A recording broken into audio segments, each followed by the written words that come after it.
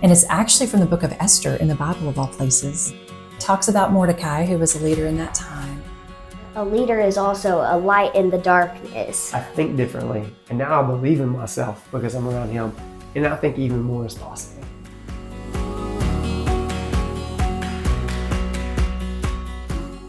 Welcome to Leading Lubbock, the podcast where we spotlight the voices shaping our city and beyond. Each week, we bring you inspiring stories and thought-provoking conversations with leaders who are making a difference in their communities. What makes this journey unique?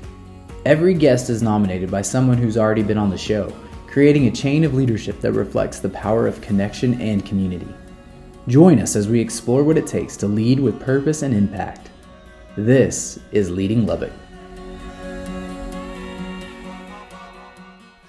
All right, so today we're kicking off episode number 4 of Leading Lubbock. Nice. And we have got my good friend Garrett Wentz. Garrett is an optometrist, works at Wentz and Woodrich Optometry. Grew up here in Lubbock, Texas, actually Ransom Canyon, Texas. That's right. And went to Abilene Christian for your bachelor's, then went to optometry school, San Antonio, at the Rosenberg School of Optometry.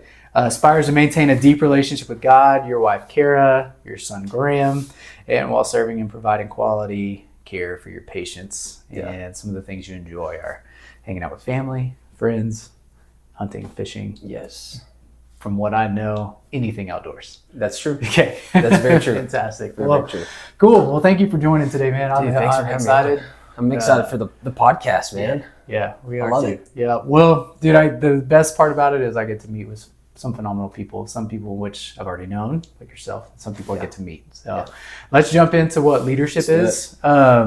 So first off, to you, what does effective leadership look like? And how has your perspective on leadership evolved over time?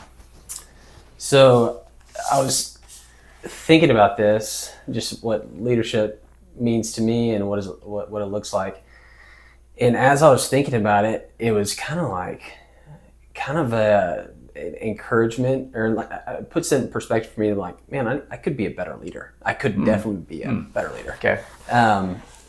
But an effective leader is someone, I think, who earns the trust of others to guide them towards a certain goal. And so I think I'm pretty good at it. I definitely could get better.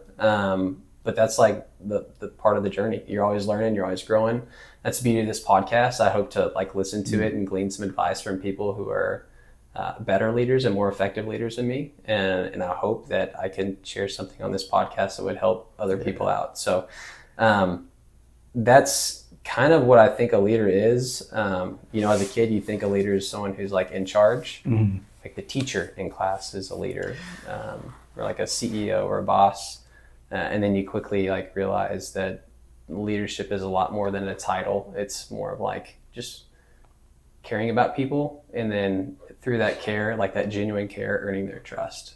So that's kind of what I think. Yeah, I was gonna ask you what it looks like to earn trust, but I think you just answered that question. Genuine care. Genuine care. And what does that look like? Especially maybe thinking about your life specifically. So in optometry, or whether that's a home or a friend group, whatever it may be, family.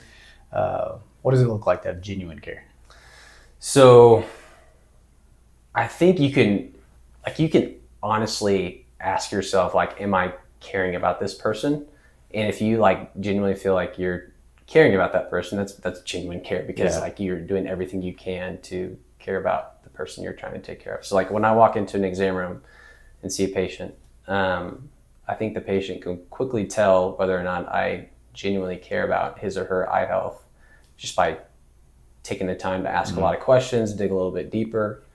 And even even Kara or Graham, I think they can, tell if I'm being genuine and caring about their feelings, and, asking about their day, asking to see how they're doing. And not just asking the superficial questions to get in and out and to on to the next thing, but really digging into why they feel a certain way. Yeah. So it goes both ways. It's taking care of a patient, patient can tell if you're just in and out wanting to get a glasses prescription. So I do glasses and contacts, and just eye exams. So if I'm walking in the exam room and I'm hey, here are your numbers for your prescription. Everything looks good with your eye health. And I don't address like the little things about their eyes. Like if they're like, hey, my eyes are kind of scratchy. Well, I can write that off and just say, hey, we live in West Texas. It's dry here. It's a little bit of dirt. Yeah, just a little bit of dirt. Yeah. Get out.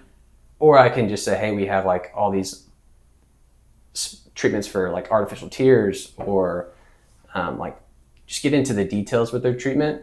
I feel like they realize that way that I do care. And it's not just like your run-of-the-mill eye exam. It's this guy's going a little bit deeper. Yeah. So I hear authenticity. Yeah. Like just a level, like the genuineness that you're talking about. Yeah. But also I think the motive behind how we engage with people, leadership wise, like it could be self-seeking. Yes. It could be other serving. Yeah. Right. So I think you walking in the mentality you're talking about to a patient's room, it's probably more service minded versus what's in it for me? How quickly can I get in and out of here? Yeah. What glasses can I put them in? What, Yeah. you know, so that's Absolutely. fantastic, man. All right, sweet. So can you share some specific ways that you embody leadership in your daily life?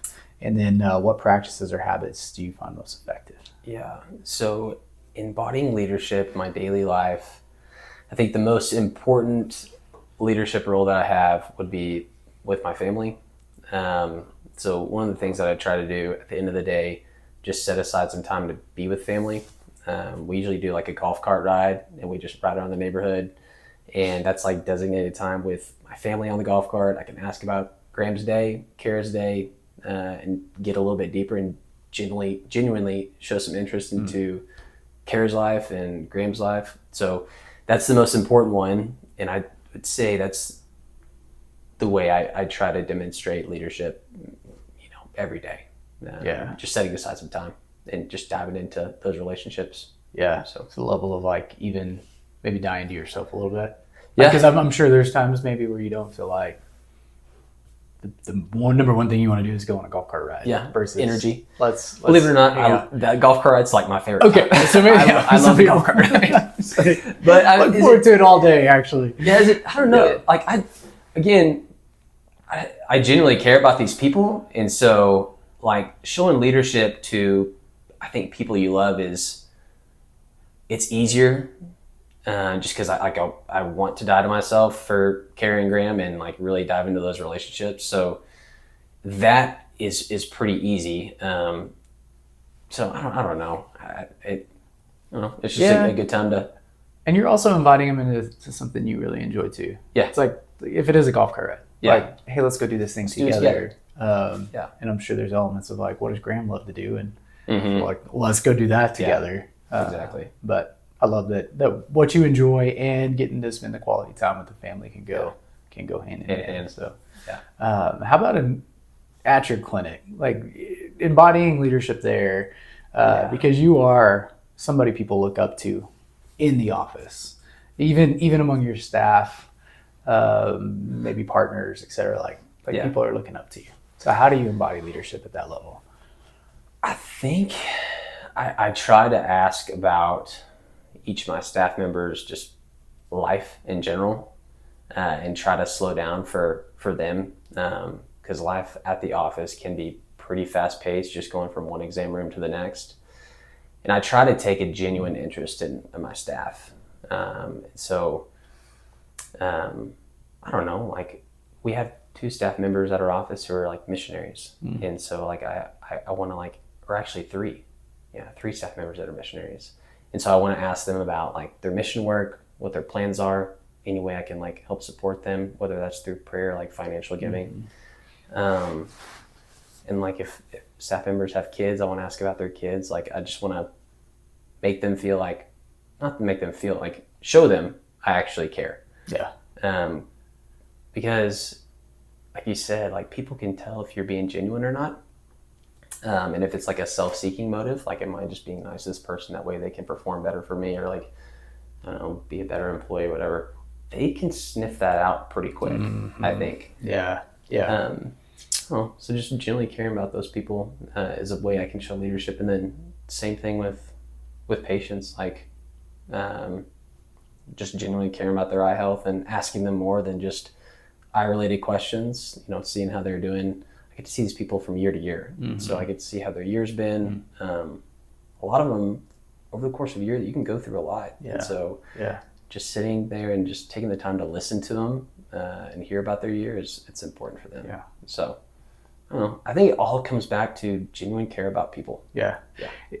One of the things I'm loving about these interviews is that there are themes that come up in every single one, and they're all just a little bit different, very similar, but it has its own little nuance to it. And what I hear you saying is care equals time. Like just this care and time equation that just keeps coming up, because every time that you've talked about leading your family, you've talked about your business leadership, it's we're in a golf cart ride together, or in the busyness of the day, patient to patient, I'm stopping and I'm talking to them and I'm showing them that I care. Well, none of that is like, hey, you're doing a great job, you know, as you pass by. That's not genuine care to you. You're saying genuine care is like stopping.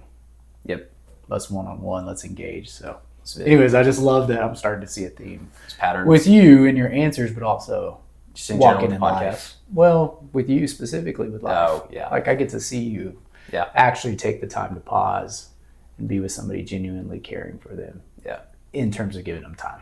So anyways, props to you. Thanks, the way man. that you're leading in that way. Appreciate it. Yeah, you bet. So what pivotal moment in your career or life has had the greatest impact on who you are today? So the most pivotal moment that I can think of would be optometry school. And during school, so school's kind of stressful.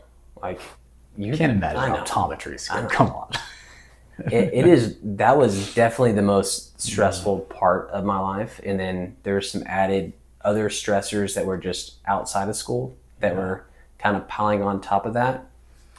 And I was super stressed, and I kind of fell into my anxiety got really high with everything that was going on. And I kind of dipped into a depression. When I say kind of, I dipped into a depression. Never been depressed before. And so the whole feeling was foreign to me. And I was like, man, what's going on? What's wrong with me? And it was during that time, I kind of came back to the Lord coming out of that depression. So my relationship with God got a lot stronger after coming out of that. And then it allowed me to sympathize with people and become more understanding with people who are going through any kind of mental health, I would say crisis, or just any kind of mental health scenarios that they're going through. I'm super sympathetic to that, because that's something that I never thought I would experience as far as a depression goes. And when people go through them, it's a real deal, but it was the best thing that I've ever went through. The depression. It really did. It sounds weird to think about that, but I learned so much about myself going through that, and just how my mind works, that now when I'm faced with a stressful situation, I feel like I can navigate those things a lot better than what I was doing prior to optometry school and going through that event. I take the time to focus on my mental health and try to strengthen my mental health as much as I can. And I feel like that's helped out a lot. Yeah. So you're not alone in that. And I imagine a lot of people listening in, watching, are facing something or have faced something very similar to that. And maybe just as an encouragement piece, because you've walked in it and you also have come out of that, and you have these guardrails set up to where it's I know when I'm starting to hit the edge, and then I also kind of know what to do to get back centered again. What would you say is an encouragement piece to those maybe in it, having been there before? I'd say you're not going to feel like opening up your Bible and reading it, but do it. You have to do things you don't want to do during that time to get you out of it. And I didn't want to do a lot of those things, but I also had people in my corner at that time, family, pushing me to do those things and encouraging me. So I would say if you can, open up your Bible, journal. That's like another huge thing. Okay. If you can just journal and put your thoughts down, it makes your thoughts more real, and you can go back and analyze, kind of how you're thinking and why you're thinking certain things. Like journaling is super powerful. And then just like reading good books, listening to good music, anything positive is a good thing to help get out of that. And then I think you see me a lot in the canyon, but I run like crazy. I run and work out as much as I can. That's my, I don't take SSRIs or antidepressants. That is like a really good antidepressant for me. And so that's like, those are, a culmination of those is the best medicine. Now, that's a lot of time to spend on like journaling and reading your Bible and finding time to work out. But if you're in that state, you'll do whatever. Oh yeah. If you start feeling, you'll kill time. If you start feeling that the headway that you're making, you're like, okay, I could do this. This is going to make it a lot better. So. Yeah, for sure. Well, that's super helpful. I think having been somebody who's also like in and out of depression, like I'm very familiar with that. And I know in the depressive states, you're in default mode. Yeah. And like whatever is easier, whatever, really almost this like apathy that comes around. And that's my story. Not necessarily saying that's everybody's journey with it, but I think it's common. So what I hear you saying is like doing the uncomfortable, doing the hard in the midst of that. It's probably not like, okay, I'm gonna pull out all of Garrett's recommendations on how to solve this. Like even if it's just taking the one and like, get outside in the sunshine. Let's go on a walk. Let's get on a small jog or something, or journal, or just picking the one thing. Just one step. Pulling your Bible out and diving into that, and then hopefully that gives you the energy for the next step. But dude, I want to like just say thank you for your vulnerability in that. Yeah. Like I know it's not just something you are dying to talk about. Yeah. And at the same time, it's like real, right? Yeah. It's part of your story and encouraging to other people. Yeah, and I don't think it should be anything people are like ashamed about either. Like I think so many people, people are wrestling with life nonstop. So I don't think if anyone's struggling with something like that, you should feel no shame with that whatsoever. Yeah. Just know you got a lot. I don't know. Hopefully they find encouragement in this, and hopefully there's people in their lives that will encourage them. Yeah. Something just came to my mind, and I'm thinking there's almost like 3 levels of leadership. You've got leadership that you get from other people. And I think you have leadership that you give to other people. But I think there's like this middle leadership that's self-leadership as well. And I think that's what we're talking about right now, in the middle of like the challenges that you face. There's an element of like, you need the people supporting you and around you to say, hey, let's go, buddy. Like, come on, let's go. Let's do something to get you out of this. Right. And at the same time, I think there's the level of like, I can't sit in this and I got to do something. And that's that internal leadership. So anyways, this like 3-tiered thing of like, I'm going to watch you as a leader and I'm going to follow you while leading myself, while being a leader, somebody else can come back and follow. So anyways, they're all 3 important. Yeah. That's a good thing. Appreciate that. Yeah. Really good thought to have. Yeah. Well, a little light bulb moment. So there we go. All right. So a lesson that you've learned that you wish you'd have known earlier in your life or your journey. Okay. So just remaining true to my priorities. That would probably be the biggest thing. And so my priorities going throughout life are always going to be God being first, Kara, Graham, and then work and everything else. And as guys, I think we all have like this desire to grow something, whether it's a business, just to, I don't know, to conquer something. Like we want to, like we're made for adventure and for conquering things. And so like for me, that's business. I love business. I love it. Like it makes me so happy to grow a business and like to combine taking care of people through, healthcare and optometry in a business. For me, it's been so fun, but that can become my number one priority. And then all these other priorities get out of whack. And so and really I'm learning this probably like last year, maybe a year and a half ago is when it like really hit me like, wow, I'm pretty off balance here with my priorities. But if I were to say a lesson I wish I would have like started my business with would be like, hey, the most important thing is going to be my relationship with God, and then right underneath that is Kara and my family. Yeah. I think you hear that a lot, but that's really true. Well, you hear it, and I think the reality though is almost backwards, where business can be the squeakiest wheel, maybe. Of like, I mean, it's kind of sad, but we spend the majority of our time at work. Yeah. The waking hours. Yeah. And so you've got business is calling at you're screaming at you all the time. And then you've got your kids next, like you're at home and you try to talk to your spouse and the kids are screaming and yelling, and it's like, okay, I've got to figure out what's going on there. And then, okay, how are you? And then, okay, I've got 2 minutes, or maybe I don't have any minutes to give to God. Right. And so it's like almost taking that triangle and like, turning the pyramid upside down is easier to do. I think than what you're talking about. So I think the reality is we know that. We know that to be true. Especially if you're a man or a woman of faith. Like, absolutely, it's the right answer. And we still operate. It's weird. In default mode, which is backwards. So it is. Yeah, it takes a lot of discipline to keep those priorities like in line.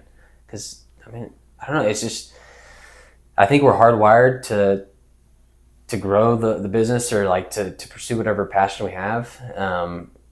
And really quickly I can just spin those priorities and get everything rattled and shook up a little bit. But if you have the discipline to stay on task, everything, it's easier, even like pursuing that business, like, man, that business becomes you have a lot more energy at the end of the day if you're like, your priorities are lined up the way they should be. As opposed to coming home like, oh, I got to catch up. I haven't spend any time with Kara, or I gotta spend time with Graham. That can drain your energy. And then you, like, if you really sit down and think, like, I don't know, I'm kind of getting sporadic here, but like the ultimate goal is for us to enter into the kingdom and hear, well done, right? Well, God doesn't care how big my practice is, or how much money you make. He doesn't care about any of that stuff. He cares about how well you took care of your staff members, how well you took care of your patients, and then even probably more than that, like, how well did you take care of your wife? Like, did she feel loved and heard? Or how well did you take care of your kid? I don't know. So that's the ultimate goal, and it's easy to get that flipped up. Well, appreciate that, bringing that to our attention, because honestly, it's a good reminder. Where am I sitting? What's that order right now? Because I don't know if it's maintained the proper the proper places. So that's great. All right, so I want to talk about the book that you recommended. So I'm super excited about this. So every week we talk about a book. It's hard because we narrow it down to one. What book has had the most profound impact on you, or a profound impact? And the book that you told me about is this one called Sacred Pace. Terry Looper. I haven't gotten to read it yet, but I'm pumped to get into it. So love to hear why it's been impactful for you. What'd you get out of this? And what would you hope somebody else could pick it up and get out for themselves? So this book is really good. So if you're going through, if your priorities are out of whack and you're trying to just navigate life, this helps you kind of reframe your priorities. And as leaders, we want to make, good decisions for our family, good decisions for the business, whatever it is.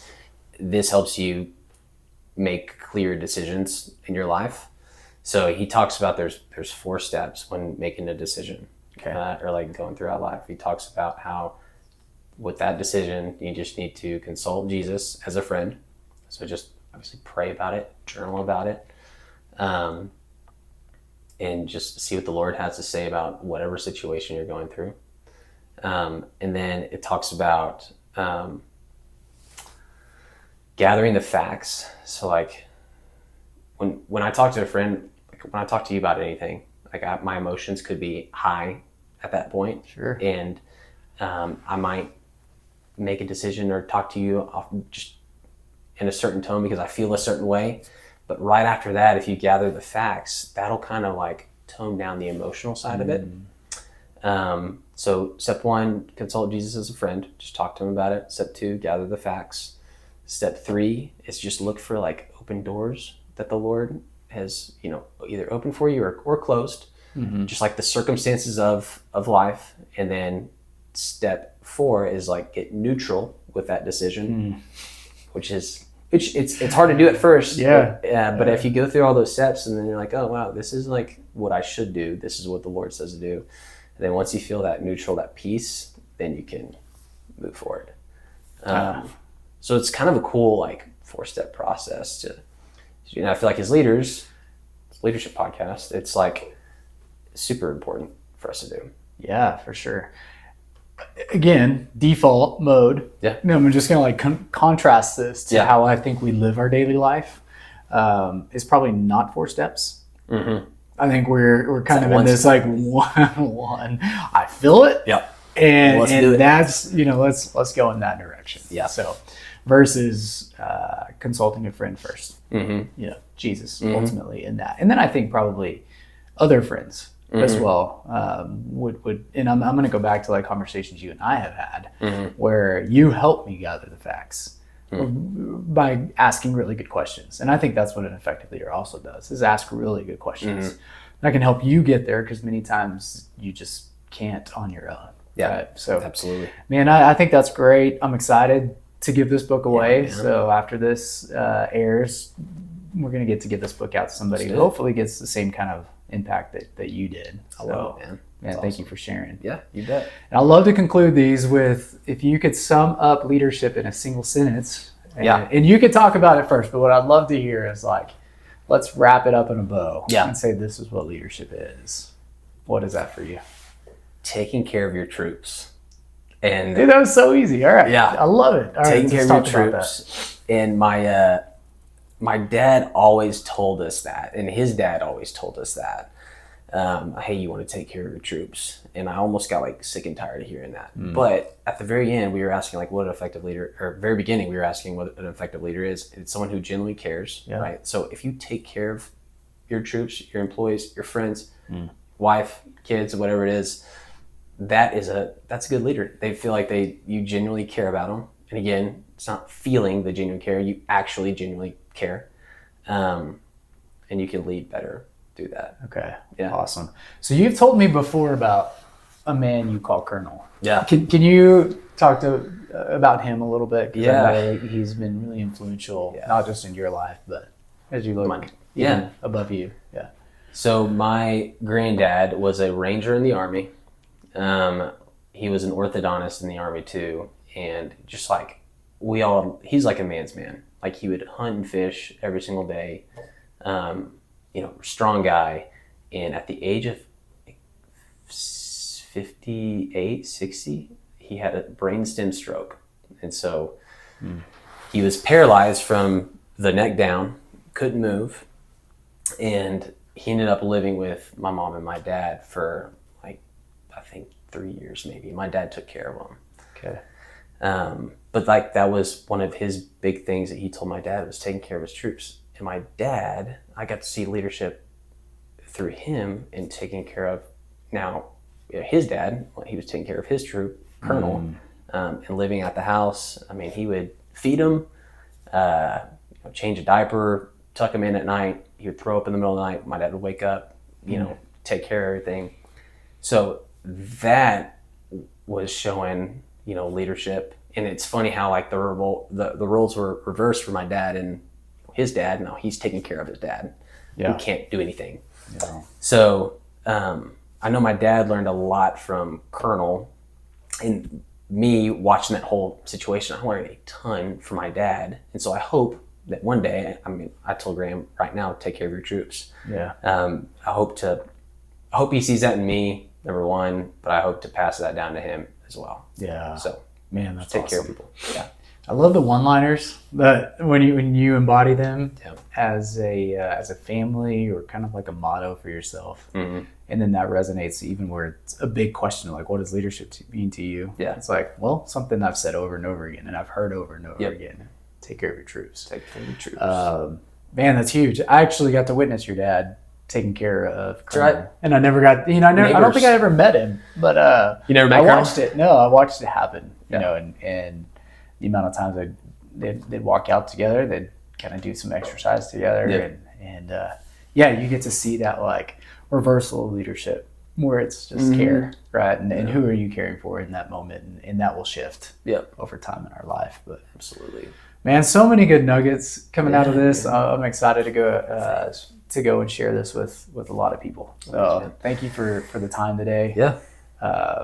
Can't wait to just see you just keep embodying leadership every day. And you do it really well. And man, care equals time. And I just see that in you. And take care of your troops, man. Keep taking care. Yeah. And I want to say, I'm fired up for the podcast. So, and I'll say this because I don't think a lot of the people listening know. So, Ruben, this is like right up your alley.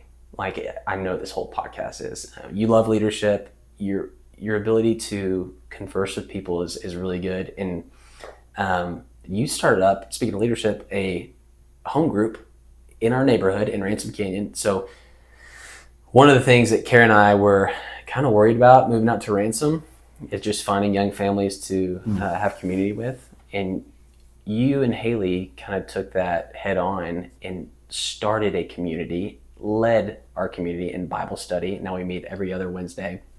So you're a natural leader, and I think you know you have that quality in you, which is awesome. But I think also there's going to be something special with this podcast. I feel like this is like right up your alley. I'm excited to see how many people you impact, not only like through the audience and the people you send it out to, but like, man, these people that are coming in and talking, you summarize my thoughts really well. Like I'm talking and going through this, like you're like, oh, okay, you're consolidating everything. And so this has been really impactful for me. So I'm excited for other people to get to experience this. I'm excited for the audience to get to experience this. I think this is going to be a good thing for Lubbock and a good thing for you too. Yeah. So I'm excited. Well, I appreciate that, man. Really encouraging.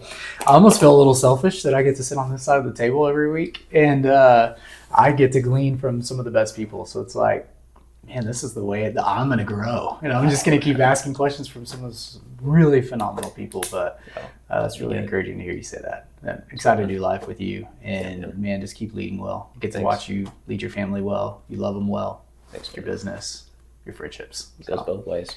Hey, thanks, dude. Yeah, thank you. Yep.